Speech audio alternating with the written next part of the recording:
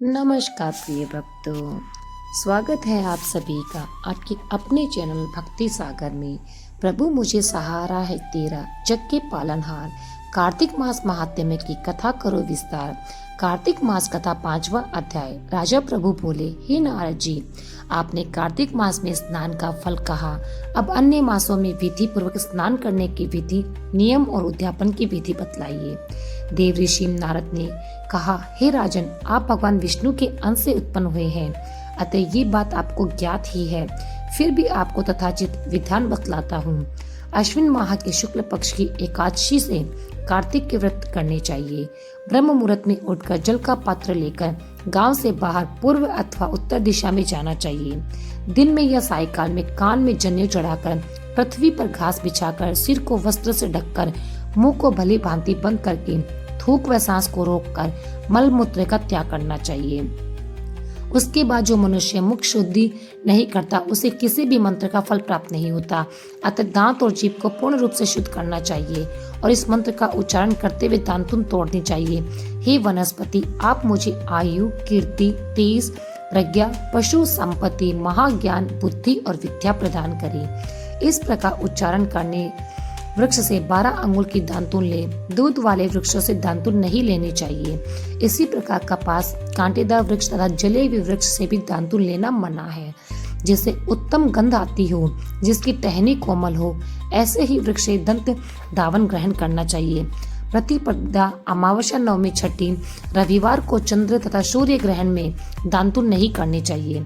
उसके बाद भली भांति स्नान करके फूल माला, चंदन और पान आदि पूजा की सामग्री लेकर प्रसन्नचित भक्ति पूर्वक शिवालय में जाकर सभी देवी देवताओं को अर्घ्य, आचमनीय आदि वस्तुओं से पृथक पृथक पूजा करके प्रार्थना एवं प्रणाम करना चाहिए। फिर भक्तों के स्वर मिलाकर श्री हरि का कीर्तन करना चाहिए। मंदिर में जो गायक भगवान श्री हरि का कीर्तन करने आए हो, उनका माला, चंदन, तांबुल आदि से पूजन करना चाहिए, क्योंकि देवालयों में भगवान विष्णु को अपनी तपस्या, योग और दान द्वारा प्रसन्न करते हैं। परंतु कलयुग में भगवान गुणगान को ही भगवान श्री हरि को प्रसन्न करने का एकमात्र साधन माना गया है। नारद जी राजा प्रभु से बोले, हे राजन, एक बार मैंने भगवान से पूछा कि हे प्रभु, आप मुझे सबसे अधिक कहाँ निवास करते हैं। इसका उत्तर देते हुए भगवान ने कहा, हे नारद, मैं वैकुंठ या योगियों के हृदय में निवास नहीं करता, अपितु जहाँ मेरे भक्त मेरा कीर्तन करते हैं, वहाँ मैं अवश्य ही आता हूँ। जो मनुष्य चंदन, माला आदि से मेरे भक्तों का पूजन करते हैं, उनसे मेरी ऐसी प्रीति होती है कि जैसे मेरे पूजन से नहीं हो सकती। नारद जी ने फिर कहा, हे शरीष, धतूरा, गिरजा, चमेली, केसर, कंदार और कटहल के फूलों व चावलों से भगवान विष्णु की पूजा नहीं करनी चाहिए। अहल, कंद, गिरीश, जूही, मालती और केवड़ा के पुष्पों से भगवान शंकर की पूजा नहीं करनी चाहिए। जिन देवताओं की पूजा में जो फूल निर्दिष्ट है, उन्हीं से उनका पूजन करना चाहिए। पूजन समाप्ति के बाद भगवान से क्षमा याचना करनी चाहिए, जैसे हे सुरेश्वर, हे देव, ना मैं मंत्र जानती हूँ, ना मैं क्रिया, मैं ना भक्ति जानती हूँ, मैं तो भक्तिहीन हूँ। मैंने जो कुछ भी आपकी पूजा की है उसे पूरा स्वीकार करें। ऐसी प्रार्थना करने के पश्चात साष्टांग प्रणाम करके भगवत कीर्तन करना चाहिए, श्री हरि की कथा सुननी चाहिए और प्रसाद ग्रहण करना चाहिए।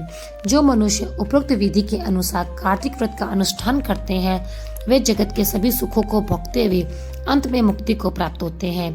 ओम नमः भगवते वासुदेवाय। 5वां अध्याय समाप्त। जय श्री राधे। कार्तिक की कहानी।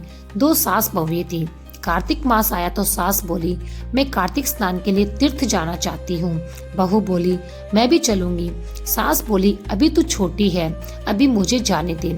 सासू तीर्थ गई तो बहू कुमार के यहाँ से 35 कुंडे ले आई। रोज एक कुंडा भर कर रखती। उधर गंगा में सासू जी की नथ गिर गई। बहू कुंडे में नहाती भी बोली, सासू नहावे कुंडे में, मैं नहाऊं कुंडे में। इतने में गंगा की धारा कुंडे में आ गई। साथ में सासू जी की नथ भी आ गई। बहू ने नथ पहचान ली और अपनी नाक में पहन ली। महीना पूरा हुआ, सासू जी आई। सासू सामे लेने लगी तो सास नंद देखकर बोली कि तू ये क्या कहाँ से लाई। तो बहू बोली, ये तो मेरे गुंडे में गंगा की धारा के साथ आई। पर सास ने कुछ ध्यान नहीं दिया। फिर सास बोली कि मुझे ब्राह्मण भोज कराना है। तो बहू बोली कि सासू जी, 2 ब्राह्मण मेरे भी जिमा दो, मैंने भी कार्तिक स्नान किया है। तब सास ने कहा कि तूने कहाँ कार्तिक स्नान किया? तो बहू बोली, ऊपर चलो मैं आपको बताती हूँ। ऊपर गए तो देखा सारे कुंडे सोने के हो गए।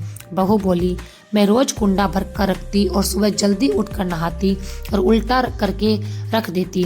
तब सासू जी बोली कि बहू, तू तो बहुत भाग्यवान है जो साक्षात गंगा जी तेरे पास आई। तूने श्रद्धा और विश्वास से कार्तिक का स्नान किया तो भगवान ने तुझे फल दिया। दोनों सास बहू ने धूमधाम से ब्राह्मण को जिमाकर दक्षिणा देकर विदा किया। हे गंगा मैया, जैसा बहू पर कृपा की, उसको कार्तिक स्नान करवाया, वैसे हम पर भी कृपा करना। तुलसी जी की कहानी। कार्तिक के महीने में सब कोई तुलसी माता को सींचने जाते हैं। सब कोई तो सींच के आ भी जाती है, पर एक बुढ़िया माई आती है जो तुलसी माता से रोज कहती है, तुलसी माता, सत की दाता में बिड़ला सींचू तेरा, तू कर निस्तार मेरा।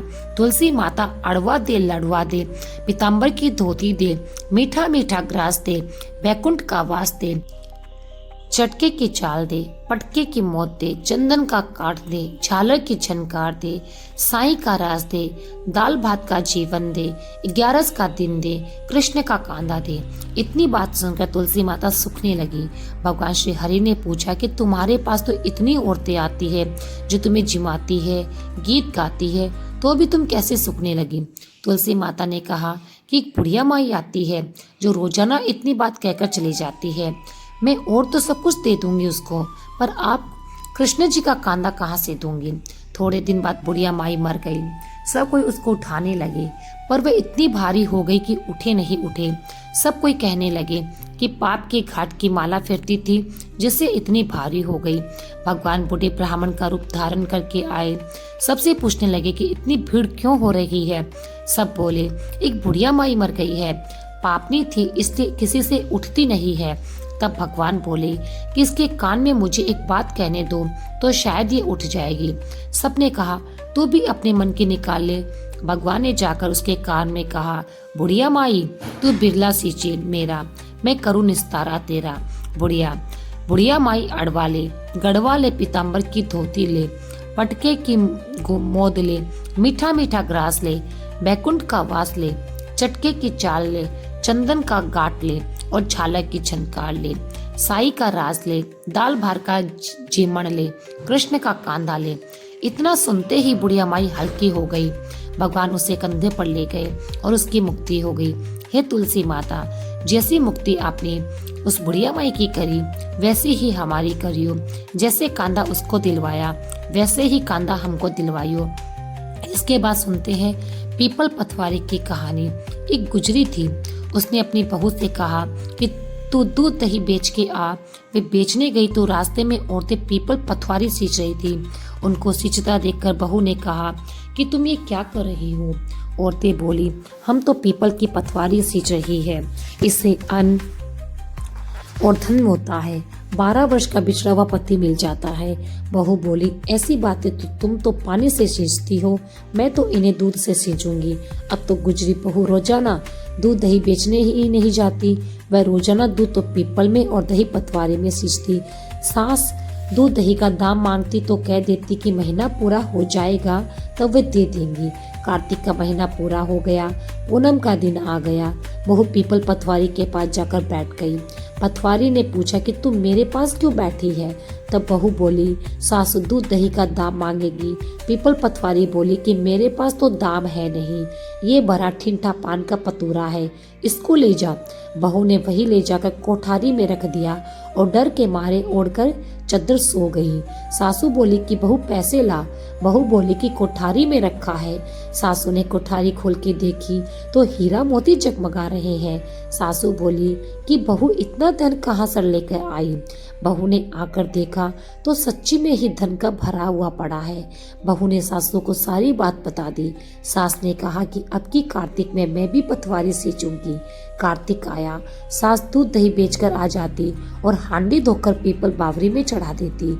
आकर बहू से कहती कि मेरे से तू पैसे मांग। तब बहू कहती, सासू जी बहू भी कोई दाम मांगती है क्या? पर सासू कहती है तू मांग। बहू बोली कि सासू जी पैसे लाओ। तो वह पीपल पथवारी के पास जाकर बैठ गई। पीपल पथवारी ने सासू को भी पान पतोरा भरा डंडा दे दिया। उसने वही ले जाकर कोठारी में रख दिया। बहू ने खोल कर देखा तो उसमें कीड़े मकोड़े बिलबिला रहे थे। बहू ने कहा, सासू जी ये क्या है? तब सास ने आकर देखा और बोलने लगी कि पीपल पथवारी तो बड़ी दोगली है, वो तो तेरे को तो उसने धन दिया और मुझको कीड़ा मकोड़ा दिया। तब सब कोई बोलने लगे कि बहू तो सत की भूखी सींचे थी, तू तो धन की भूखी सींचे थी। हे पथवारी माता, जैसा बहू को दिया वैसा तो सबको देना, लेकिन जैसा सास को दिया वैसा किसी को मत देना। इसके बाद सुनते हम लपसी तपसी की कहानी। एक लपसी था, एक तपसी था। तब से वे तो भगवान की तपस्या करता। लपसी रोजाना सवा सेर का हलवा बनवाकर भगवान को भोग लगाकर ताली हिलाकर जीव लेता। एक दिन दोनों में झगड़ा हो गया। लपसी बोला मैं बड़ा, तपसी बोला मैं बड़ा, क्योंकि भगवान की तपस्या करता हूँ। नारद जी बोले कि तुम्हारा फैसला मैं करूँगा। दूसरे दिन तप्स नहाकर आने लगा तो नारद जी ने 1.25 करोड़ का मुंदड़ा तप्स के आगे गिरा दिया। उसने आंख खोलकर देखा तो मुंदड़ा पड़ा है। उसने उठाकर पैर के नीचे दबा लिया और तपस्या करने लगा। उधर लप्स ने 1.25 सेर का हलवा बनाकर भगवान को भोग लगाकर ताली हिलाकर जिमा दिया। इतने में नारद जी आ गए और दोनों को अपने पास बैठाया और पूछने लगे कि कौन बड़ा है। नारद जी ने तब से कहा कि अपना पाँव हटाओ। पाँव हटाते ही मुंदड़ा निकला। तब नारद जी बोले कि मुंदड़ा चुराने से तेरी तपस्या भंग हो गई है, इसलिए लपसी बड़ा है। तब से कहने लगा कि मुझे मेरी तपस्या का फल कैसे मिलेगा। तब नारद जी बोले कि तेरी तपस्या का फल कार्तिक नहाने वाली देंगी। सब कहानी कहना, अगर तेरी कहानी नहीं कहेंगी तो कार्तिक का फल तुझे नहीं प्राप्त होगा। धोती देखकर अंगोछा नहीं देंगी, सीधा देखकर दक्षिणा नहीं देंगी, ब्राह्मण जिमाकर दक्षिणा नहीं देंगी, दीवा चास कर हाथ न जोड़े तो तेरा पुण्य होगा, कपड़ा देकर बटन न लगावे, दाहिने हाथ में नाड़ा बांधे तो सबका फल तुम्हें मिल जाएगा। और इतना कहकर नारद जी अंतर ध्यान हो गए। लपसी को फल तपसी ने जो भी तपसी को फल तपसी ने जो कहा, माँ की कथा कहानी का फल महान जन्य हो। वृंदा जी की कहानी, एक बुढ़िया माई थी, वह मिट्टी के गणेश जी की पूजा करती। वह मिट्टी के गणेश जी को रोज बातें करती और गले लग जाती। सामने एक सेठ का मकान रहता तो वे वहां पर जाकर बोली कि पत्थर का गणेश बना दो। मिस्त्री बोले जितने में हम तेरा पत्थर का गणेश गढ़ेंगे उतने में अपनी दीवार न छीन लेंगे। बुढ़िया माई बोली राम रे कि तुम्हारी दीवार टेढ़ी हो जाएगी। अब उनकी दीवार टेढ़ी हो गई। वह बनावे और ढा देवे, बनावे और ढा देवे। इस तरह करते करते शाम हो गई। शाम को सेठ आया, उसने कहा आज कुछ भी काम नहीं किया। तो मिस्त्री कहने लगे कि बुढ़िया माई आई थी, वह कह रही थी मेरा पत्थर का गणेश गढ़ दो। हमने नहीं गढ़ा तो उसने कहा कि तुम्हारी दीवार टेढ़ी हो जाए, जब से दीवार सीधी ही नहीं बन रही है। सेठ ने बुढ़िया को बुलवाया और कहा कि हमें तुझे सोने का गणेश मढ़ देंगे, हमारी दीवार सीधी कर दो। सेठ ने बुढ़िया को सोने का गणेश मंडवा दिया और सेठ जी की दीवार सीधी हो गई। हे विनायक जी महाराज, जैसे सेठ की दीवार सीधी करी वैसे ही सबकी करना। कहता न सुनता न हुंकारा भरता ने अपने सारे परिवार की करना। कार्तिक महाराज सबकी मनोकामनाएं पूर्ण करे। हरे कृष्णा हरे कृष्णा।